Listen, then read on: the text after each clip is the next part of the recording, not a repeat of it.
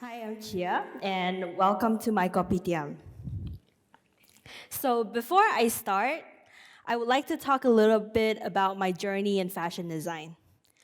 So I graduated Parsons School of Design in 2017, and maybe a lot of you would know it from perhaps the TV show Project Runway, or even one of its many notable alumni like Marc Jacobs or Donna Karan. And my time at Parsons was very creative, it was productive, and yet it was very stressful. So between different projects, we had to constantly think of very original, well-made, and creative ideas. In a sense, the school is your home, and your actual home or your apartment might just be a place for you to shower and get a fresh change of clothes. But throughout my time at Parsons, I realized that I found a voice through all my designs, and I learned to explore, experiment, and be creative. Parsons not only taught me about all the technical skills that I had to know, but it also allowed me to conceptualize ideas and was able to tell stories through my designs. So there are many pathways within fashion design, and some of the students at Parsons might be good in menswear, some in printmaking, or even some in tailoring. But I found my passion in knitwear when I landed an internship at Deegan and designed for their Spring-Summer 2016 collection. It was a collaboration with My Little Pony, and I designed colorful prints and hand-knitted, fully fashioned sweater presented during New York Fashion Week. My Friendship is Magic sweater got featured on a magazine shoot, and it was worn by Troye Sivan. Knitting to me was a really fun hobby, and you're allowed to be in control of every single stitch, and you're allowed to make all the changes that you want to the appearance of the knit. You can change the color, the yarn, the tension. And with machine knitting, it's a whole new world. Many of you might be wondering, so does the machine just do everything on its own for you? Well, not exactly. The machine is mechanical, so it's a little like cooking, where you learn the basic skills and you just put in all the ingredients and you whip out a new dish. Or maybe it's even like driving, where you're given all these features, you just have to take the steering wheel and operate and drive. Or sometimes it might be like coding. You just have to input all the information into the computer, and the machine does it for you. So in 2016, I studied abroad in Central St. Martin's in London, and that's when I got into the knitwear pathway. And if Deegan was my introduction to knitting, then Central St. Martin's will be the place where I learned the endless possibilities within textiles. And I worked with a final year student and helped her create her BA collection. And we played with knitting straws. We even shaped rubber tubes onto the dress that you see over here. So when I started my Kopitiam collection, I didn't think of much. I just went and took photos. To me, the Kopitiam is not something that many of us would think that is interesting. And I remember what I thought at that moment was just that, oh, these establishments are actually disappearing. And I wanted to create something that represents who I am and what I grew up with. So I wanted to preserve this nostalgic moment for within my collection and present it to people in New York and maybe allow them to enjoy perhaps what it's like to be in a kopitiam. It's interesting to think about it though, because kopitiam, if you think about the word, kopi means coffee in Malay, and tiam literally means shop in Hokkien. A coffee shop, basically. And it's interesting that there is no menu, but yet somehow everyone who goes into the shop knows what it's offered and knows what to order. And when I took photos of the coffee shop, I was very interested in the simplicity of the interior and the contrasting materials within that space. There are a lot of hard and soft materials. For example, there's wood, there's glass mugs, there's ceramic plates. There are multicolored plastic utensils, metal apparatus, and even striped straws. And one of the very prominent material that is present throughout the Kopitiam is the raffia strings. So a lot of raffia strings. I feel like the space is very cluttered in a way, but there's some sort of harmony within all these materials and colors.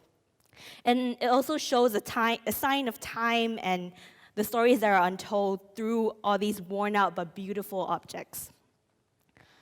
So throughout my entire research, I asked myself 3 questions. One of the questions was, can nostalgia within the Kopitiam translate into fashion? So I wanted to know how to not make all of these into something tacky and embody some sort of sincerity within the work that I make. And I wanted to portray something intangible, something like a memory from a childhood, into clothing, which is something tangible. And the second question I had was that, is it possible to embody and preserve the Kopitiam culture through materiality? I wanted to translate the Kopitiam into the essence of the designs I make so that when people look at the collection that I made, they're able to recognize the Kopitiam within it.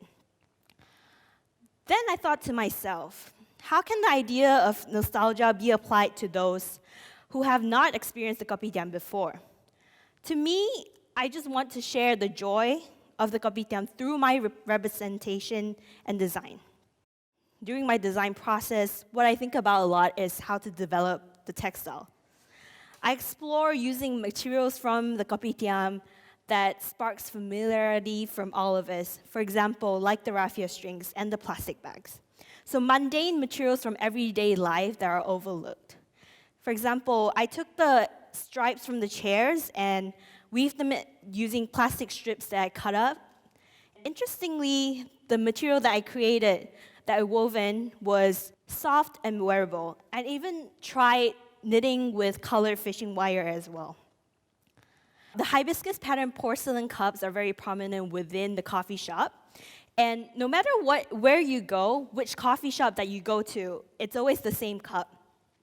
And the pattern is very significant throughout my collection. I translated the patterns into knitting patterns, and I tried different ways of recreating it through loop raffia strings throughout the knitted fabric. It was a difficult process because I don't want the materials to turn out exactly what they are. Instead, I want to push the limits of the materials and transform it into something that when people get a first glance at it, they wouldn't know what it is. And I wanted to attempt to elevate the values of these mundane materials through, of all of these mundane materials that we can find in everyday life. So one of the other prominent techniques I used a lot throughout my collection will be the pocket stitch. It's a double-layer technique that I use where I trap things in within my knit. There's the acetate sheets. I even found sponges that are within the coffee shop to stuff them in. And I stuff beads. And it's an idea of encapsulating precious materials and memories within this knit that I create. I was also really inspired by these worn-out tiles, and I created grids and patterns out of it. So for example, for one of my trousers design, I actually knitted this using the pocket stitch and fill it up with beads. And one roll of this beads would take approximately up to 2 hours to fill in. So it's very time-consuming and a very precious craft. And I was thinking to myself, what else could I do with the hibiscus flower? So I simplified up the pattern and actually laser cut the entire hibiscus flower with laser cut. I slide the acrylics together in order for them to form an entire piece of flower.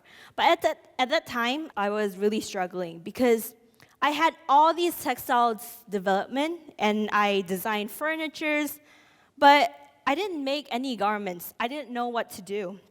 I couldn't translate all of these into silhouettes that are meaningful and representational. So my professors were telling me, Chia, you're doing great. You don't have to do it. You don't have to design clothing. You can just have furniture. You can just have textiles.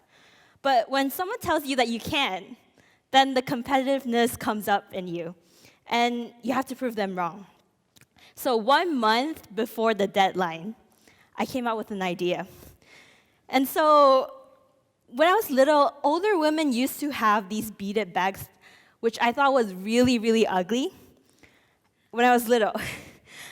But like the Kopitiam, it's like an art that is slowly disappearing.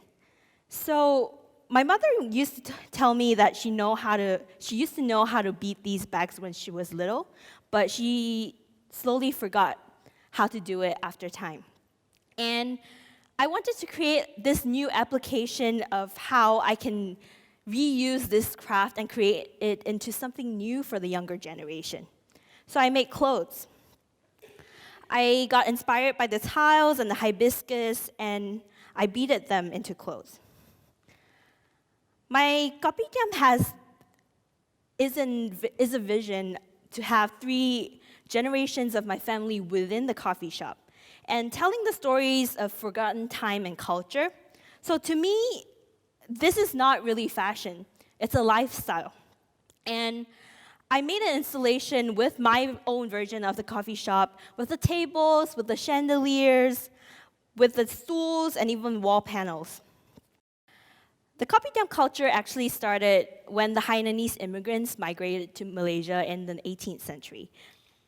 And societies collided, cultures exchanged. And what was interesting is that these culture has slowly integrated into our lives and become something that we call Malaysian. And in order to understand of this concept of the melting pot, I looked into my family's immigration history. And so my great-grandmother was the one who brought the entire family to Malaysia. I was very fascinated by the clothes that she wore. My mother used to tell me that in her impression, my great-grandmother was a very traditional woman. She wore loose button-up Mandarin collared shirt with loose pants. And she has this routine where she would comb up her hair into this bun with hair oil and this traditional comb. And I wanted to recreate this image right here with a collaboration with a photographer, and I recreated her hair, and the styles were in reference with the trends back then. And as you can see, this beaded top is embellished with the raffia strings from the Kopitiam. And as you can see, this is the behind the scenes of the photo shoot. And it takes a lot of effort to keep the hair up, like my great-grandmother's daily routine. The next look is the grandmother look, where I looked into my grandmother's clothing silhouette when she was young.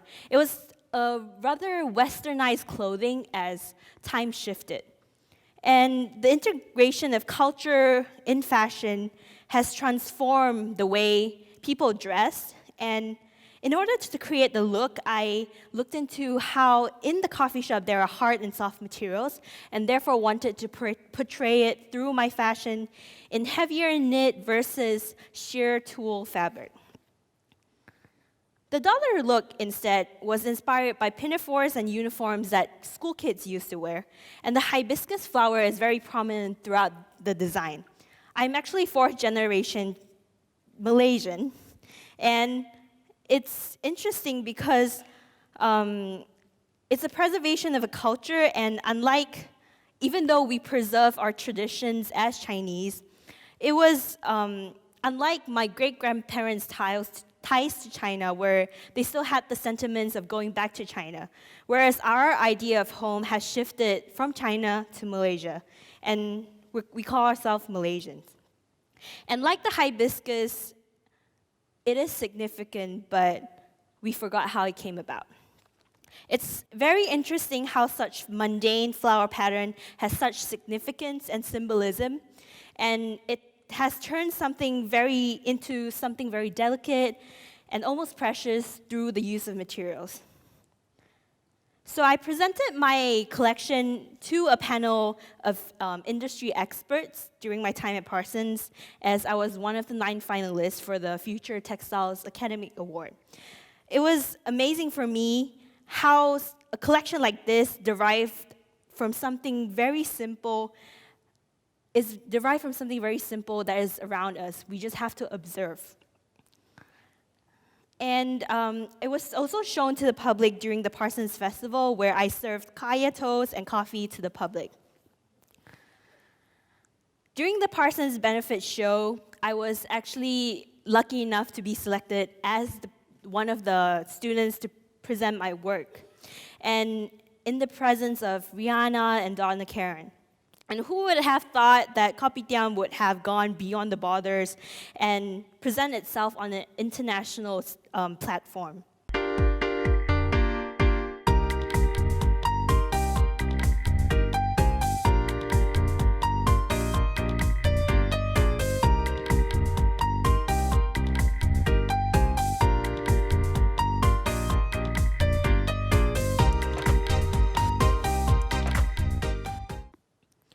The collection was also then featured on Vogue and WWD. I later also participate in the Fashion Future Graduate Showcase, where I was selected to present my work by the Council of Fashion Designers of America to show my work to industry experts and people all around the fashion industry. And last year, I did a collaborative project with Neo Malaysia, where I designed an outfit for their 20 years anniversary in the theme silver. I think Kopitiam is an embodiment of a very simple time that we forgot. There's no complications, there's just mere joy, happiness. And it's a portrayal of a very simple, the simplicity of everyday life in Malaysia. Using very mundane materials and traditional crafts, you can see that beauty is everywhere around us. Some people might ask, in what ways is fashion contributing to the world? And why is designing something that is not exactly that wearable even important? Well, fashion can't save the world. I can't save the world. But I think that fashion embraces, through my Kopitiam, I think it embraces an underrepresented local heritage and showcases it through a fashion platform to people around the world. And it's like social media or even YouTube. Fashion is a creative expression where it allows you to show, it's a way of sharing stories and a way to share history and culture through textiles and silhouette. In the case of Kopitiam, perhaps through these stories too, we are able to keep fragments of our memories in the past in this embodiment of fashion. Well, thank you so much for visiting my Kopitiam and listening to my Kopitiam story. Thank you.